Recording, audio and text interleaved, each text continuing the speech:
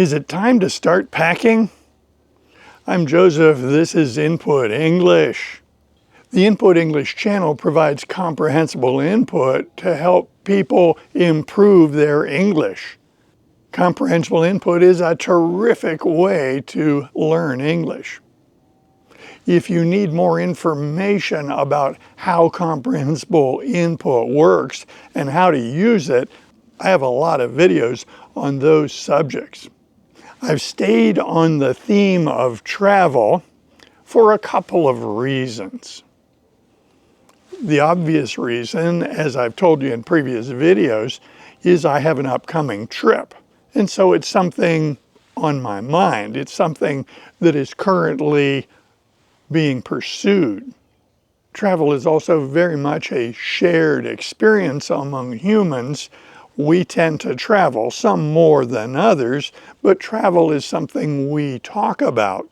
And if we want to talk about something, we need the vocabulary and the expressions for that purpose.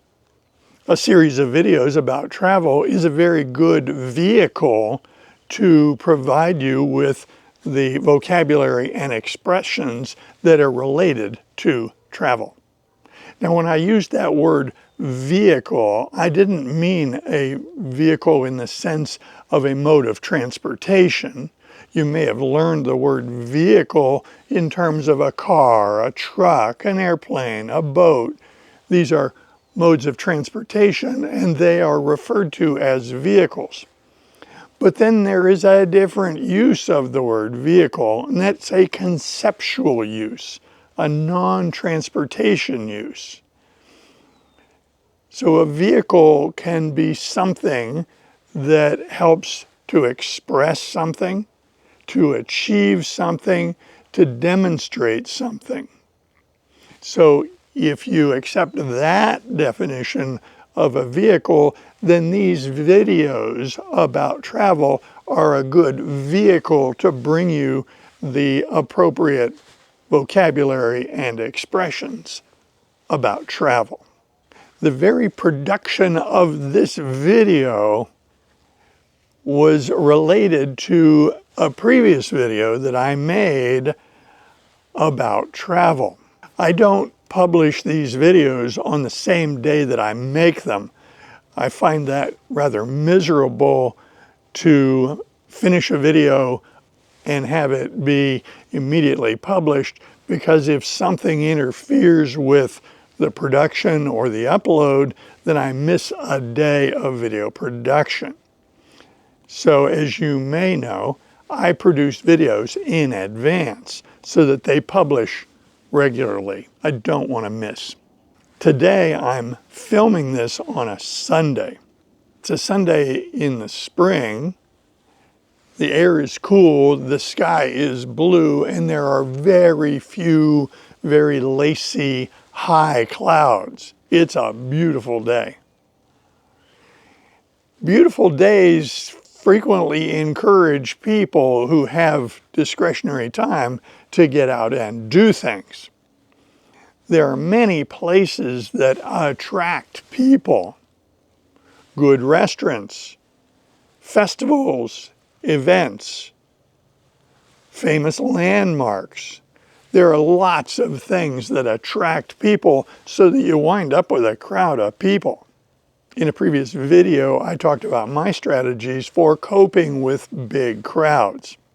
So today, I got up, went through my plans for video production, and loaded in the car. I went down to the Vasona Park and planned on filming there because it's a lovely place to film. My first hint that something was amiss was the long line to get in the park. This is unusual. Once in the park, I proceeded slowly and carefully toward my usual place where I film videos. I have a couple of places that are very suitable for video production. On the way to those locations, the road was blocked. So, trying to be flexible, I went the other way to find another suitable location. As I drove past the roadblock, I was able to glimpse into the area where I would have preferred to film, and it was full of pavilions, little kiosks, lots of decorations. There was some sort of festival going on. There were no signs that explained exactly what it was, but they were setting up for a big influx of people. When I got to my secondary location, I parked the car and noticed that there were a lot of people in that parking lot.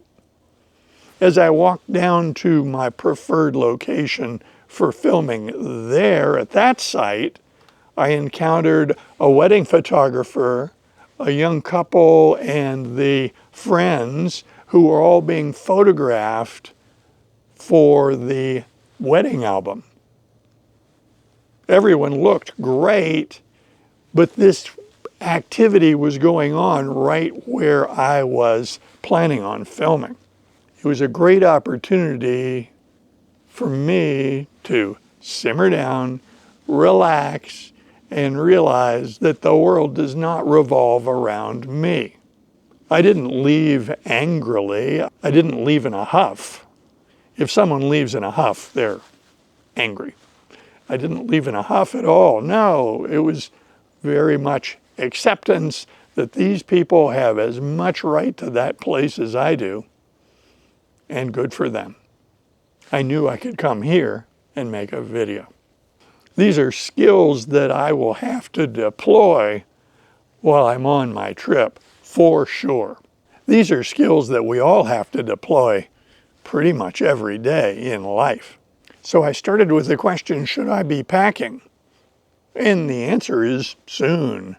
I'm doing the preparation for packing. I'm starting to organize the things that I will pack when the time comes. I'm not going to pack at the last minute.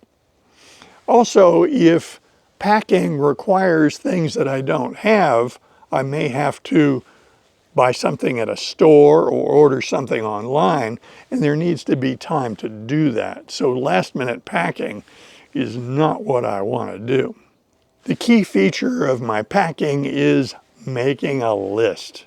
Checklists save lives. Checklists save travel plans.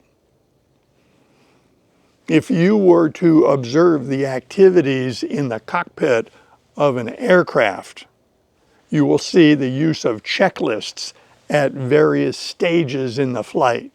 There are checklists before you start the engine.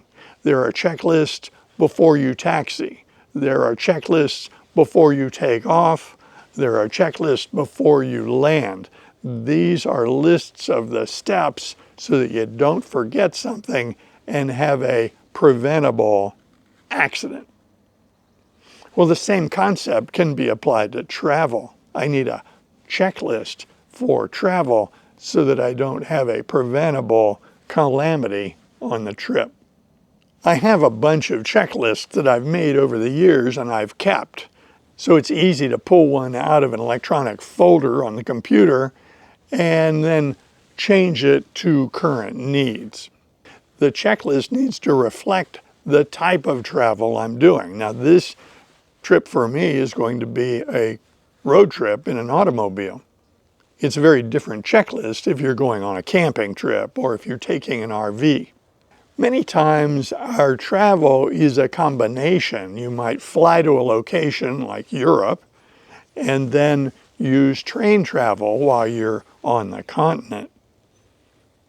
So the checklist might reflect that combined type of travel.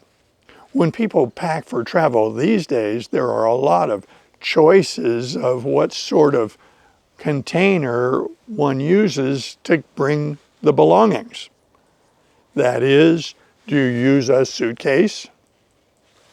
Maybe a backpack. In a travel trailer, we frequently packed in totes. We also packed in the dresser drawers and closets in the travel trailer. A century ago, people would use steamer trunks. They would use very large trunks that would have all of their belongings in one big container, and then that would be loaded on the ship and brought to the cabin by the staff of the ship. I don't see people traveling with steamer trunks anymore. There are a lot of different kinds of suitcases, and there's an opportunity to choose what you like. I like suitcases with wheels, but not just any wheels. I like the ones with rollerblade style wheels because they're very durable. There's a popular suitcase design where the suitcase rolls on 4 wheels upright with a handle and the wheels all swivel. I've avoided that kind of suitcase completely because of problems with those wheels breaking off en route. If one of the 4 swivel wheels breaks off, then you probably need to buy a new suitcase while you're on your trip. That can be quite expensive. I'm not a big fan of those swivel wheels. Some people travel with a backpack. I typically do not.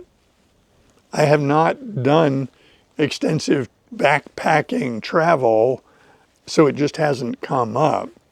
There are types of suitcases that have backpack shoulder straps so that the suitcase can be used as a backpack. And as I recall, I had a suitcase years ago that had that feature. I never used that feature because that suitcase wasn't a very good backpack. It had a backpack feature, but it really wasn't suited to be used as a backpack. When one packs for a trip, you have to think, what about laundry? Are there going to be laundry facilities along the way? Will there be an opportunity to do some laundry? Of course, one can rinse things out in the sink in a hotel or at a campsite. That's not easy or convenient by any means. If the trip is short, you could just bring enough clothing to cover the whole trip. Usually, if I'm gone for more than a week, I'm going to plan on stopping and doing laundry while on the trip. These considerations will help us decide how much to bring. It is common for us to make decisions based on common sense. That is, in general, we understand how the world works, and so we use our common sense. Sometimes that will get us into trouble when it comes to travel. It certainly got me into trouble. Growing up in the East Coast of the United States, fairly close to sea level, I was used to summers being hot and winters being cooler, but never dreadfully cold. We never saw snow where I lived. Years later, a vacation took us to Colorado in the summer months. So common sense would be that it would be warm during the day, perhaps even hot. On a particular day, we went to Estes Park, Colorado, and entered the Rocky Mountain National Park. We drove up the Trail Ridge Road. That road goes up into the high mountains, and you wind up above the tree line. The road is above the level at which trees grow. It's where the tundra is seen. We stopped at one of the parking areas and took a long walk on the Tundra Trail.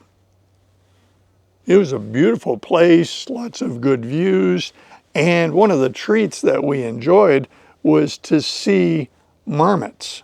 Marmots are small, furry animals that everybody loves to see, and that Tundra Trail frequently allows you to see marmots.